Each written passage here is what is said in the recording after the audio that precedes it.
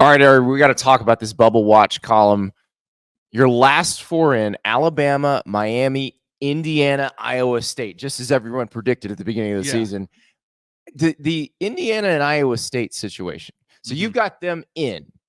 Your first four out: Notre Dame, Texas A&M, LSU, Tennessee. Yeah.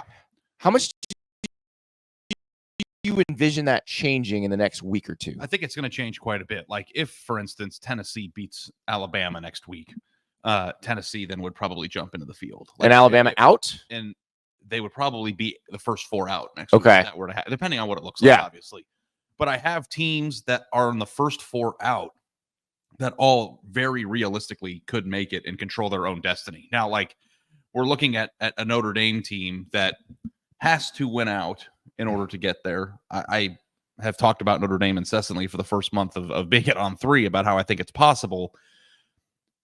When they keep winning, or if they keep winning, I think once they beat Navy, if that happens, then I'll be comfortable putting them back into the projections, into the field. Yeah. So like part of me was, what do you think is going to happen, which is the point of this, and rewarding the teams who have done it already. Right. Which, because like Indiana and Iowa State are undefeated. Yeah. So it's like, do you drop Iowa State out of the field right now as an undefeated team who, frankly, has a really advantageous path to the field? Yeah. Or do you put in a Notre Dame or A&M team that also, you know, has a pretty winnable path, but hasn't done it yet and has lost? So, like, I had to have Notre Dame ahead of A&M because they beat them. They beat them. Yeah. But I think both of those teams could wind their way into the field. And I think between Tennessee and Alabama, that's going to work itself out in 6 days. So, and then LSU plays A&M. So these teams are all kind of colliding.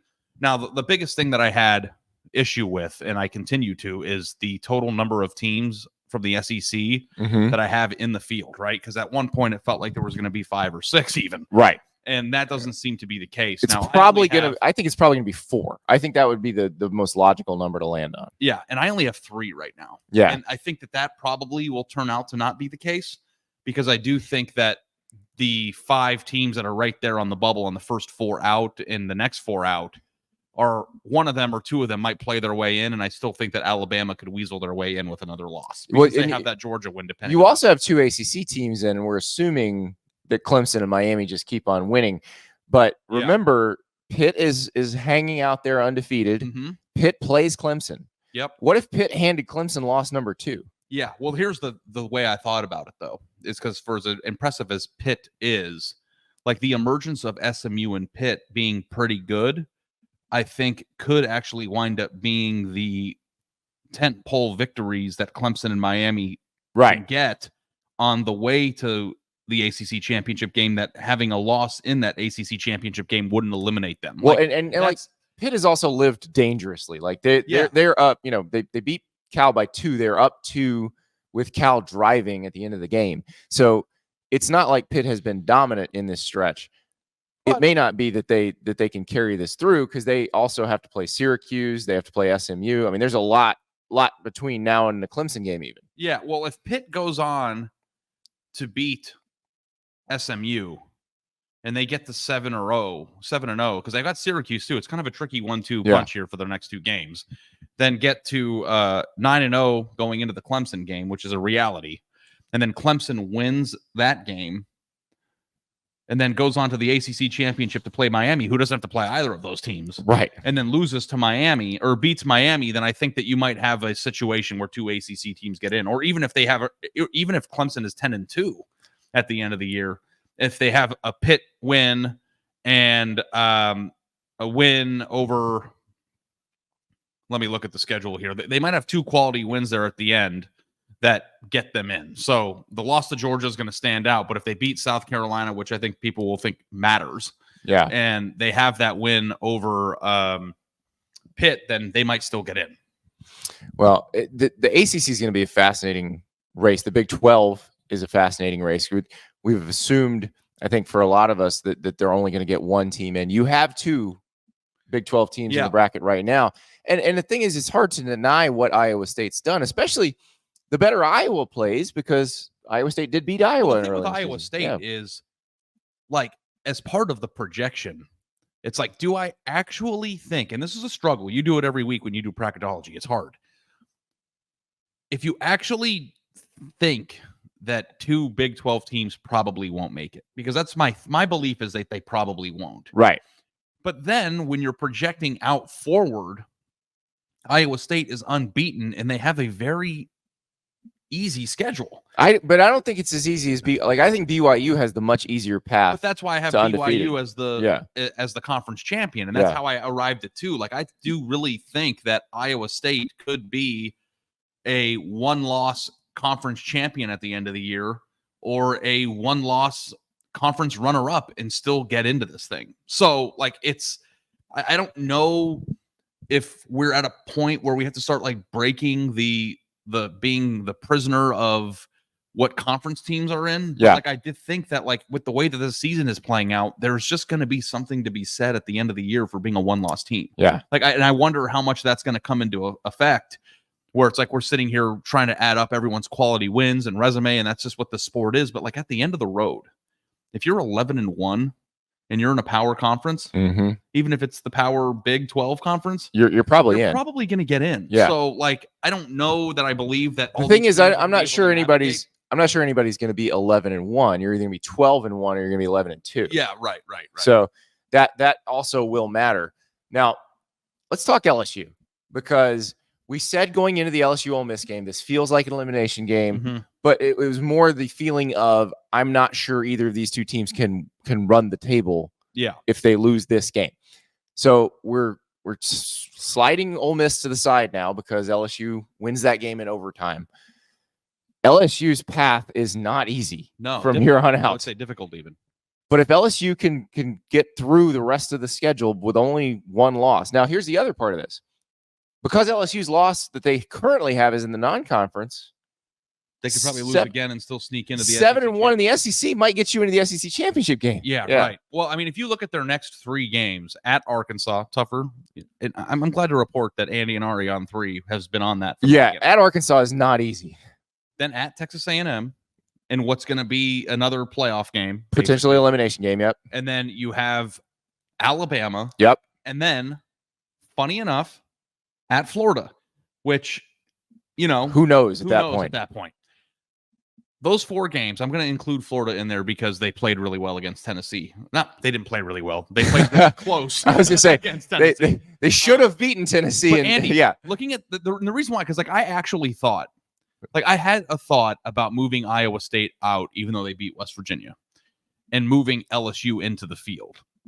But then when I looked at their schedule, I was like, how confident are you that they're going to go 3-1 during that stretch? Like, they should, right? But like, should they? 2-2, I don't know about should. I think they're going to be underdogs against Texas A&M and Alabama.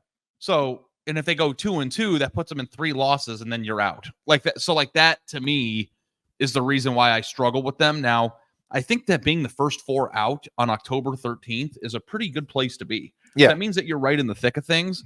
And I know that people want to see the results of the games on Saturday matriculate into instant gratification of seeing yourself in the field.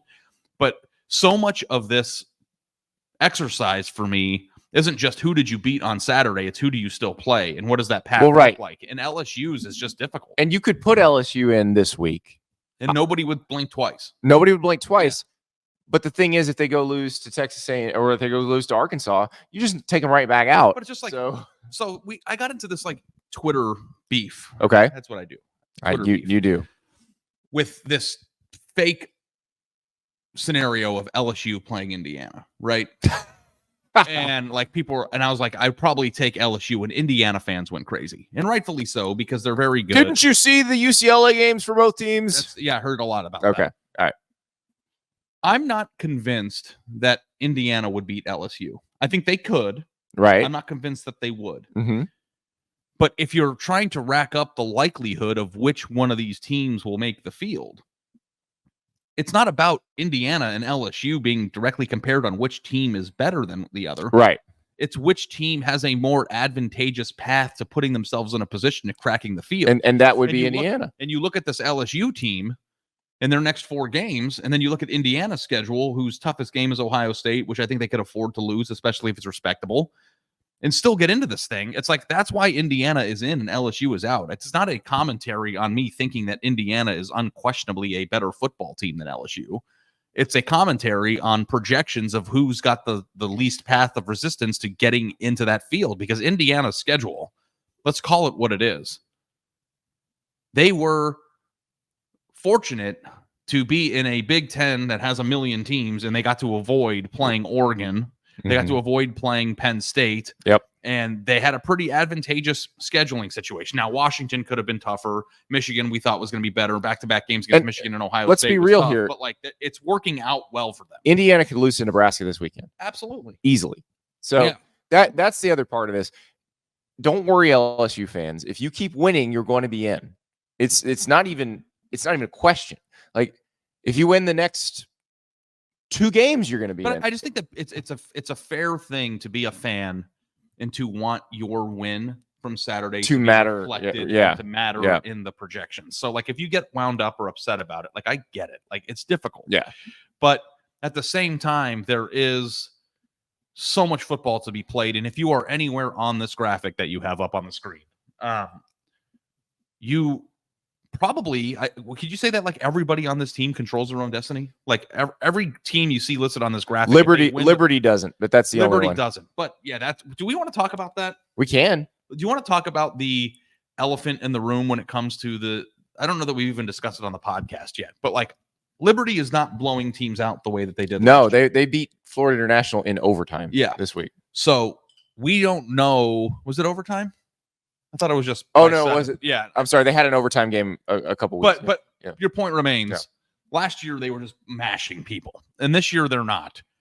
But there is a very high likelihood, potentially, of them finishing the season undefeated with no quality wins. No, it was overtime. They beat FIU in overtime. Oh, that's overtime. Right. I was right. Okay. That was Tuesday? That was Tuesday. Electric. Feels like it's been a long time since Tuesday. Yeah, it feels like a long time since the Ohio State-Oregon game, and we're doing this at 11 o'clock Central Time on Sunday morning. But UNLV and Boise are playing each other in 2 weeks in Vegas for a Friday night game that's going to be a banger. Yep. The winner of that game is going to be in pole position, unquestionably. So they have to play that. So they have to the play other team again probably, in the Mountain West Championship. Yeah. But Liberty, though they haven't been kicking the crap out of everybody like they were last year, probably has a really good chance of finishing the season undefeated. Yes. And if they do that, there is going to have to be a discussion, which I think they'll probably lose,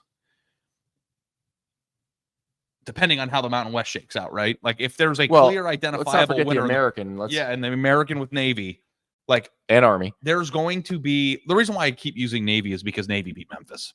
Like, Navy and Army are the same, but, like, Navy to me has already that's a conference game, so Army's going to have a chance to win some of those. So, but, like, at this point, they were already beating them. So, but, like, Liberty as undefeated versus a 1-loss champion that's had a much tougher route of it is going to be a fascinating group of 5 discussion at the end. I don't even think there's going to be a discussion. I don't think Liberty's going to be included.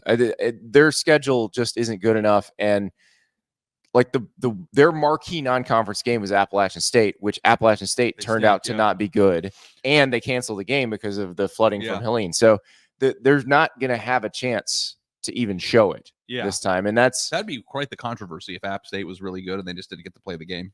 It would be, but it's not going to matter. It's not going to matter now, and it sucks with Liberty, but that's the conference you're in, and you got to be able to schedule better non-conference games than what you have. So I do want to give some love, Andy, to the next 4 out teams. We're talking about teams in between 16 and 20. You have teams here that we didn't think we would be seeing much of this year, right? Like, we have Kansas State there. Mm-hmm. We expected them to be there. We did. Colorado win on Saturday night was electric. Awesome game to watch. Pitt is there. Mm-hmm. We talked about them, undefeated in the ACC still. SMU, first year in the conference, is there. And then all of a sudden we got Texas Tech there. And there might be some Texas Tech bangers coming up too. So, I think that there are some teams here that are going to be playing in some big-time games in conference play that are going to help tell the story here. But just remember, before you get mad at me, this is very difficult. And I tried my best to analyze paths ahead and to try to project who I think has the best chance of getting through the season unscathed during a season where everybody's losing to everybody all the time. This is very difficult. It is. Ari, You got to go to a football game for no. I'm not saying my yesterday. life is difficult. I'm saying the exercise is difficult. I'm like, my life is great. It is. I mean, like, it is difficult, but in the scheme of things that are difficult, choosing who's going to be in the playoff and probably we're all going to be wrong on it is not that difficult either. So yes, feel free to yell at us. People to understand too that like we put a lot of thought into this. This isn't just like throwing crap. I mean, like it takes hours. I'm thinking about it all day. I'm putting teams in places. It's like it's not an easy thing to do. You're digging a hole that someone who actually has to dig a hole for a living is like, dude, stop. Andy, you took it. It's not hard. I never once was like complaining about my life. I was just saying the exercise was difficult. Yeah, feel free to yell at Ari. You can yell at me too. It's fine. It's fine. I'm used to it. We are going to be wrong on these, but it's going to be glorious to find out how.